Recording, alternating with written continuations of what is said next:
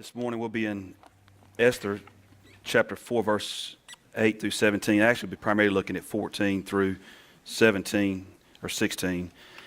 On this day in which we celebrate the wonder of motherhood, I want us to consider the impact of the life of a woman who had great impact upon her world because of her faith and because of her courage.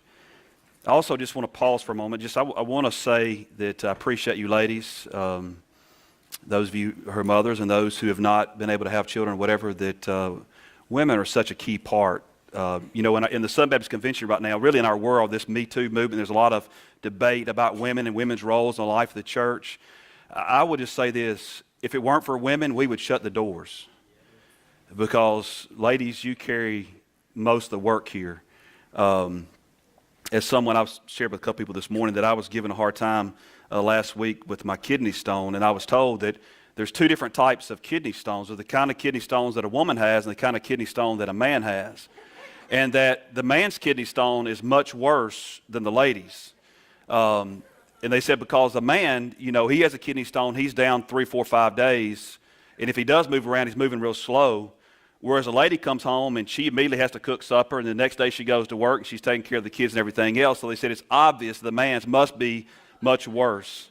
And so we are thankful for you ladies. We admit that you are tougher than us. We won't even argue the point. But, I just think about the impact of ladies, and to me a great example, and hopefully I don't get in trouble for pointing somebody else, especially the person I'm going to point out. But, think about Miss Molly who, raised her own children, but I think about all the other children through the years that she's invested, loading up in her car and pickup truck and bring them to the church so they can hear the gospel and be exposed to that. Miss Molly's going to come a day in heaven that you're going to get up there and there's going to be some kids that you forgot you even put in your car that are going to be there because you were faithful. And so I point her out just to say that you all have a role and all have a responsibility, all of us. And this message today is not just to women, it's really to all of us. But the woman that we're going to study today, or this morning, is one of only two women in the Bible who have a book named after them. One is Ruth, and the one we're looking at this morning is Esther. And we're going to be focusing on verses 14 through 16. But before we get to our key passage this morning, I want to go back and look at the context. We're actually going to go through most of this book today, but I'm not going to read the whole thing. I'm going to I've got it bulleted, pointed out for me this morning to sort of go through and sort of remind you the context, because if you don't know the context, the verse we're going to look at won't make any sense at all. Esther's story begins around 483 BC. She's part of a large Jewish community that is still in Persia. You may remember that the people of Israel had been carried into captivity as exiles into Persia. And the reason why they were carried there is because they had refused to obey God.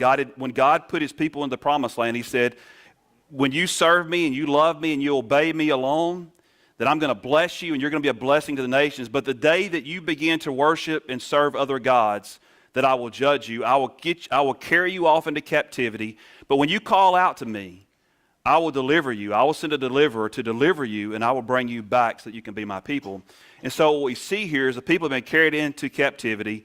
And then there's a period there where Nehemiah and Ezra, during the reign of Cyrus, who was king of Persia in 536 BC, he allowed them, the book of Nehemiah, the book of Ezra, both refer to this, where they're allowed to go back. And so a large number of Israelites were able to leave and go back to the promised land. And the problem you have is that those Jews who had left when the door was open and went back home, they looked down upon the ones that were still there. Because they're saying, man, y'all must be faithless. God opened the door and you enjoyed the comfort of Persia so much that you decided to stay there, almost like the people of Israel when they were set free from Egypt many years before that. And they arrived at the promised land and they send the 12 spies in, and the 10 of them come back and say, man, it's everything God said it was going to be, but there are giants in the land and the cities are greatly fortified and we cannot take it. So let's go back to the pleasures of Egypt, even though they had been slaves in Egypt. And so the group that are back in Israel, back in the promised land, look down upon the others with disgust. When we get to Esther, Esther was an orphan who is being raised by her older cousin, Mordecai. And really in chapter 1, we see Esther's story beginning. It begins with King, and I'm going to mispronounce his name, King Ahasuerus. This king throws this huge party for 6 months. He throws this party that all the land is celebrating in, and they end this big party with a week-long banquet that all the people, both rich and poor, are invited to this banquet. And on the last day of the banquet, he commands his wife, Queen Vashti, to come out and to show everyone her beauty. That sounds good, doesn't it? Oh, come look at my beautiful wife. The only thing is, when you really look at the text, all she was to be wearing was her crown. All right, ladies, your husband has all his buddies come over, and in the middle he wants you to come out with nothing but a crown on. What happens? That ain't happening. Not in this lifetime. And that's what she said. I'm not coming. Forget that. And the king is furious because she has shown him up before his friends, and his friends are upset because they're all saying, man, if word gets back to my wife that the queen can back talk the king, man, what will my wife do when I get home? And so everybody's upset, and so the king has her removed as queen, and she's sent off into exile. And then in chapter 2, he decides that he's going to have his own bachelor show, and so he sends out his servants all throughout the land, and they're to find every beautiful virgin in the land and bring them back to the palace. And all the women are chosen or placed in his harem, and each night the king would have a different one of these women come, and he'd begin by asking them a few questions, and then the king would sleep with them, and then at the end of the whole process, he would pick his favorite to become queen. Doesn't seem like a very good scenario, does it? Especially when you think about our culture, where we're at today. It doesn't seem like a very good deal for women. And at the end of this process, Esther is chosen to be the queen. So then we arrive at chapter 2. Here, we're introduced to Esther's cousin, Mordecai. And while he is working, he is near the palace gates, and he discovers a plot of two of the king's eunuchs who are planning to kill the king. And so Mordecai, hearing what is going on, sends word through Esther to the king so that the plot can be stopped, and the king does that, and he has these two men killed. Then we arrive in chapter 3. And here we're introduced to the villain of the story, which is Haman. That even sounds sort of like a bad name, don't it? Haman. And so right at the very beginning, we're introduced to Haman, and almost immediately the king promotes him above all the other officials and gives him, almost like a secretary of state that, this guy here is my right-hand man. He's in control. And the king commands that all of his staff, all of those who work for him, that when Haman comes in, they're all to bow down to him, to honor him. And Mordecai refuses. I am not bowing down to that dude. You can't pay me. You can't threaten me enough. I am not bowing down and honoring that guy. That guy's a bad dude, and I don't like him. I'm not bowing down at all. And Haman is furious. And we discovers that Mordecai is a Jew. He begins to devise a plan to kill all the Jews in Persia. And so Haman goes to the king and shares with him his plan. Doesn't really give him all the details, but gives him enough. And so the king says, that sounds like a great deal. You go do what you got to do. I'm here in my own kingdom doing my own thing, and you take care of those Jews. That's your responsibility. And so he has permission to destroy, kill, and annihilate all the Jewish people, both young and old, women and children, and to plunder their possessions on a single day. I sort of wonder if maybe the king gave his stamp of approval because all of a sudden he has all these new resources that are taken from the Jews in his land. And then in chapter 4, we find Mordecai, again, hanging out at the city gate when he begins to hear about the plot that Haman has to kill all the Jews. And so Mordecai sends word to Esther about Haman's plans, and he urges her to do something. And Esther responds the way most of us would respond, and she begins to remind Mordecai that anyone who appears to the king without his approval, without him knowing that you're coming and saying, yes, come, you're immediately you could be under the punishment of the king. By Persian law, you could be killed for coming and disturbing the king when he didn't want to see you. And I want you to look with me in verse 13 and verse 14 at Mordecai's response. It says that Mordecai told the messenger to reply to Esther, don't think that you will escape the fate of all the Jews because you are in the king's palace. Now, one of the things that I forgot to mention is that the king doesn't know that Esther is a Jew. And so he says, just don't think just because you're in the palace, you're in the palace that you're going to be okay. In verse 14 he says, if you keep silent at this time, relief and deliverance will come to the Jewish people from another place. But you and your father's family will be destroyed. Who knows? Perhaps you have come to your royal position for such a time as this. And so as Mordecai is talking to Esther, he wants to remind her that God is sovereign and the Jews are God's chosen people, and that if she refuses to step up and take advantage of the place that God has placed her, that God will raise someone else up to protect and deliver his people. But if she refuses to follow God in obedience, then all of her and all of her family are at risk.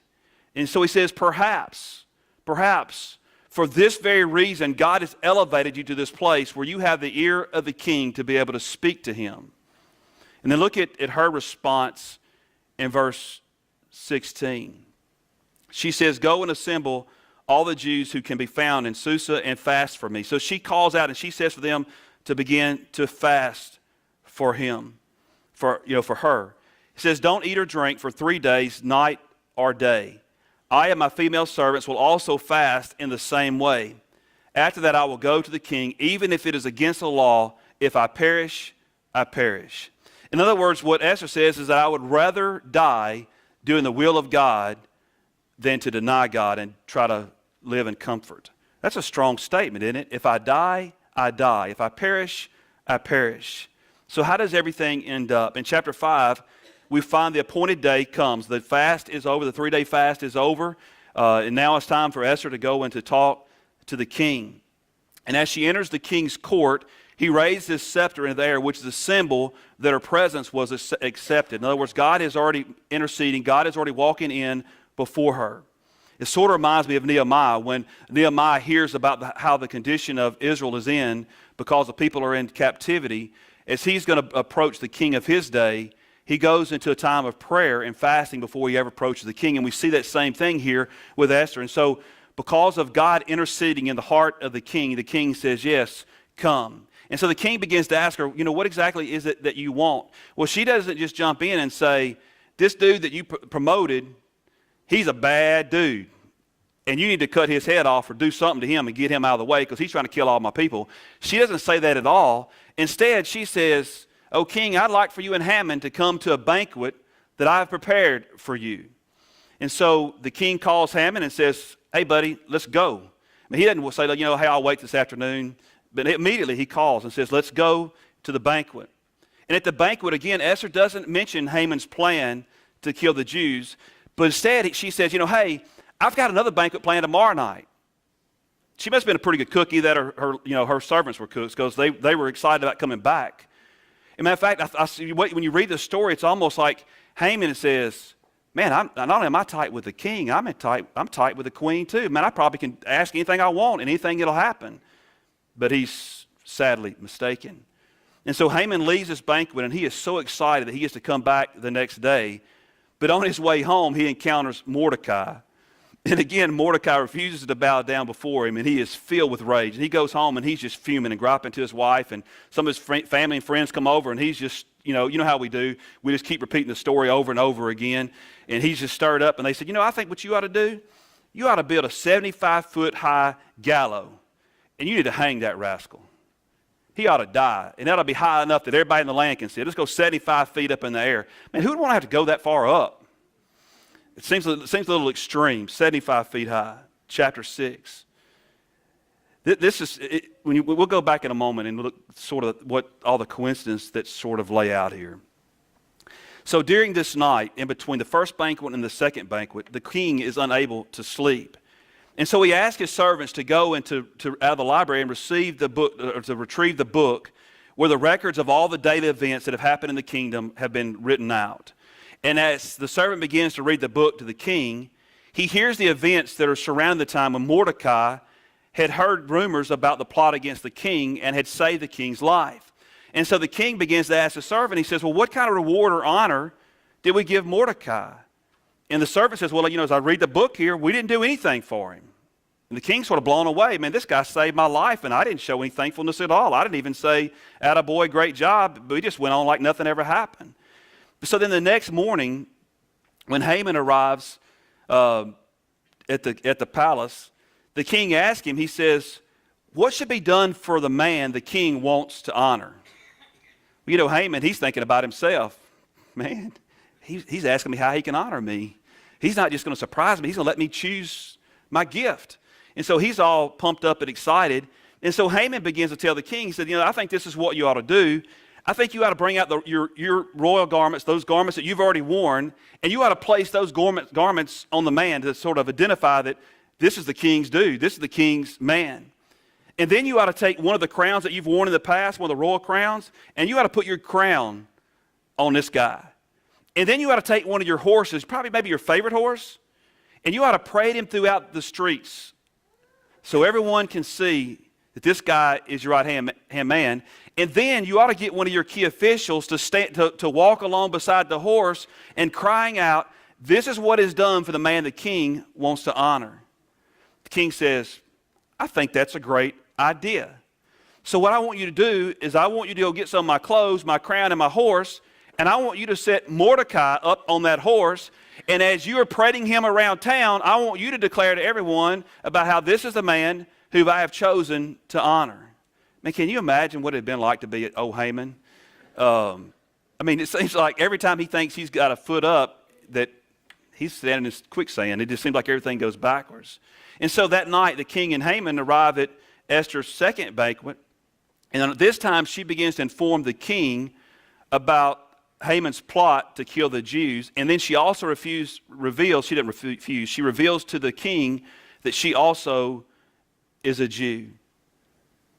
And that, she doesn't, in the beginning, she doesn't say who had done the plot. And so the king asks, well, who conceived this plot? And she pointed across the table at Haman and said, it's this dude here, this guy that you keep bragging about how great he is.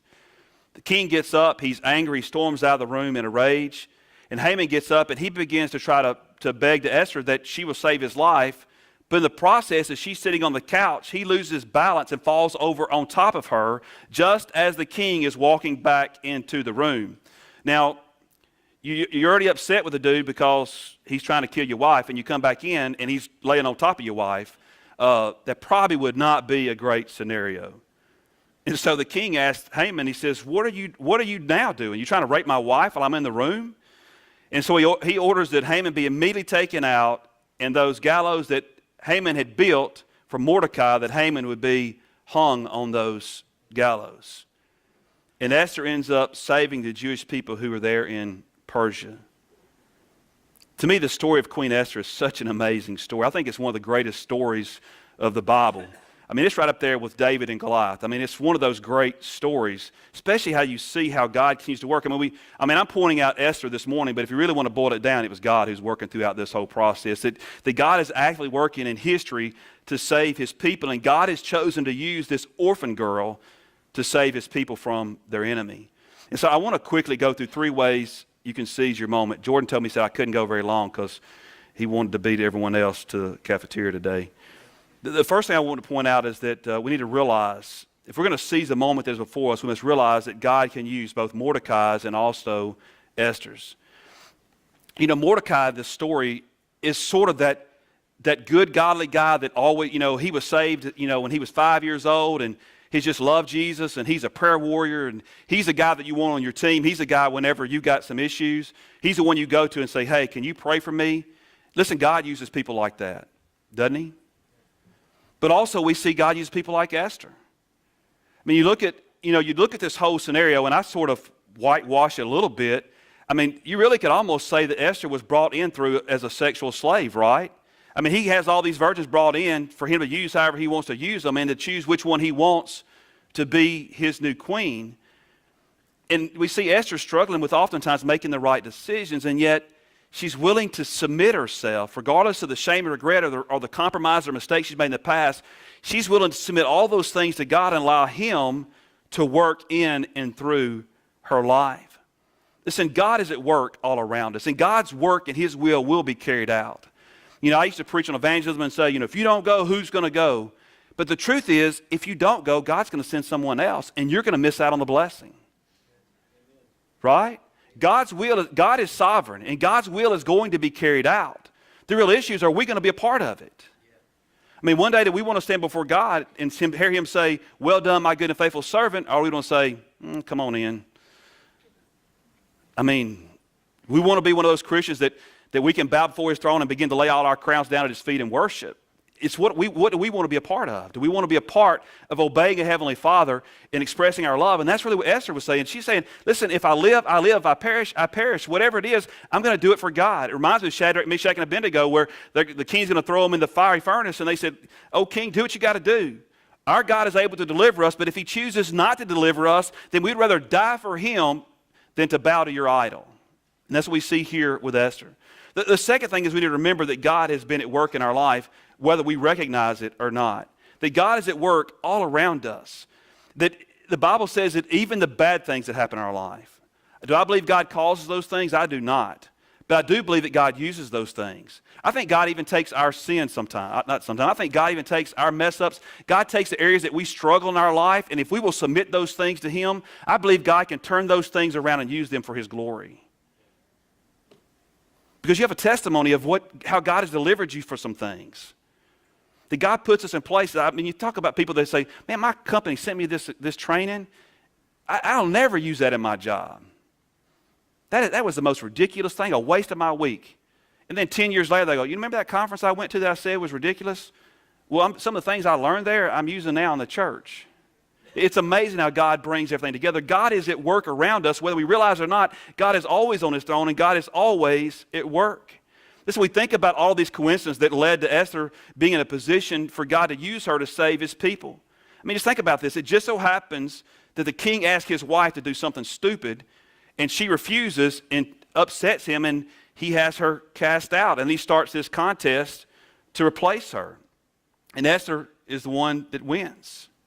That Esther just so happens to be Mordecai's cousin, who just so happens to hear about a plot to kill the king. It just so happens that for some reason Mordecai isn't honored at that point, but his act of heroism gets buried in a book, and then it just so happens that one day that book is opened up by the king, and he reads about something that had happened before. It just so happens that the night before Mordecai is to be hanged, the king can't sleep, and he so happens to look at this book. It just so happens that when the king decides that they need to honor Mordecai, first thing in the morning, the first one to walk in the room is Haman. It just so happens that at the banquet where Esther unveils Haman's evil plans, the king just so happens to come back at that moment and see Haman, what looks to be raping his wife. It just so happens that when the king orders Haman to be hanged, the gallows have already been built. He don't have this time of second thought about it. It's already there. It's right outside the gallows. It's right there to do it. 75 feet tall. You can see it anywhere in the county. And the point is that God is sovereignly weaving the stories of his people together for his redemptive purposes. And all of us have a God-designed role to play in the story. God has placed every one of us here in this place for a purpose. I know some of you have your own church homes. God has placed you there for a purpose. That we're to pray and to seek out what that place is, but we need to understand that we're not just here by accident, that we're not just here to breathe air and take up space, but that God places us in those places where he wants to use us, whether it's in our job or our family, our friends, in our church family, wherever it is that God places us, and the people that God puts in our sphere of influence. All of those things are part of God's redemptive purposes to make a difference, not only in Angelina County, but really across this world. Listen, think about this. There are people that God has placed in your life that he intends for you to share Christ with. God has placed you exactly where he wants you to be, a blessing and to serve others. God has given you the passions and the skills that you have, and even the spiritual gifts. God chooses what spiritual gifts you have, and God has gifted you, and God has given you certain talents and abilities and passions that you might use those things for his glory. You've been given financial resources for such a time as this to enable even this church to reach Angelina County and the world with the gospel. And we think, well, I don't have a lot of resources. Man, travel to Burkina Faso. I think I saw Dawn. Yeah, we got a place for them, right, Dawn? January, we'll take you over there. You can see how much we really have here. Listen, everything that is needed for us to reach not only Angelina County, but to reach this world, God has already placed in our hands. He just wants our availability. He wants us to be willing to be obedient and to trust him. The third thing is you can't hold on to life, so risk it for the kingdom.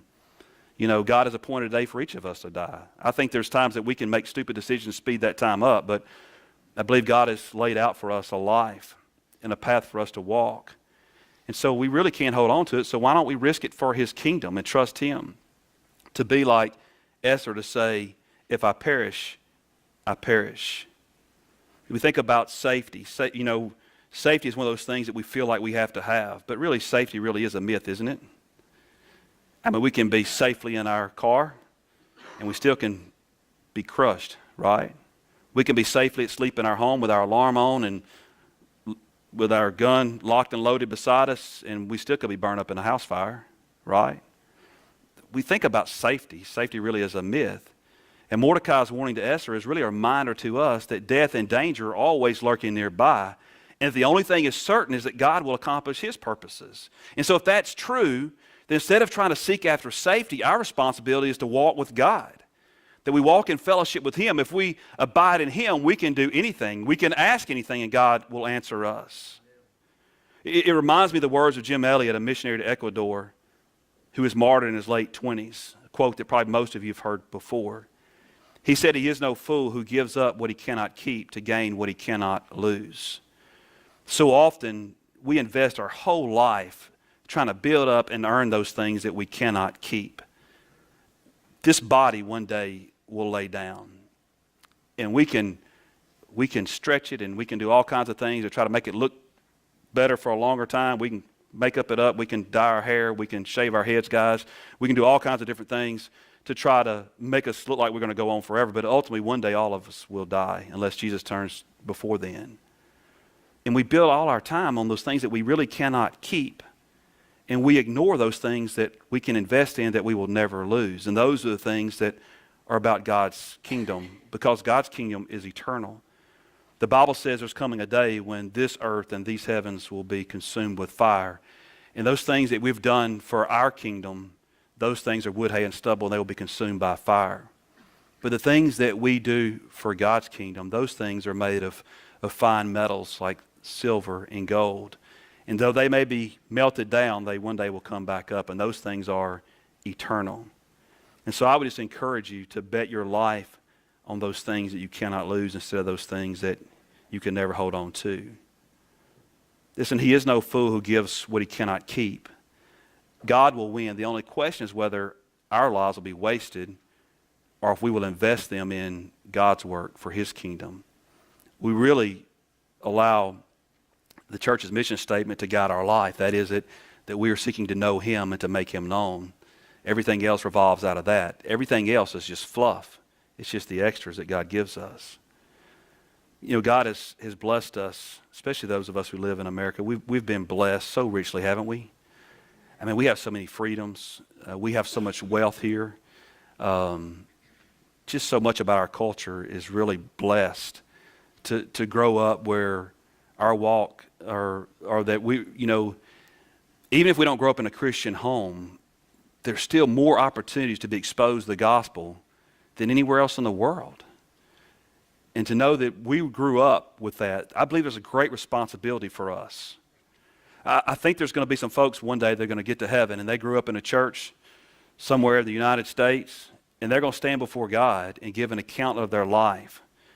And they're going to make up all these excuses, and I think the judgment is even going to be worse on them than it's going to be on those who grow up in some part of Africa and who worship that, some unknown God, some tree or whatever it is they worship, or worship Islam, Allah. Because many of them have not heard the completeness of the gospel, and we have had those opportunities, and so we really are without excuse to not give our lives to him.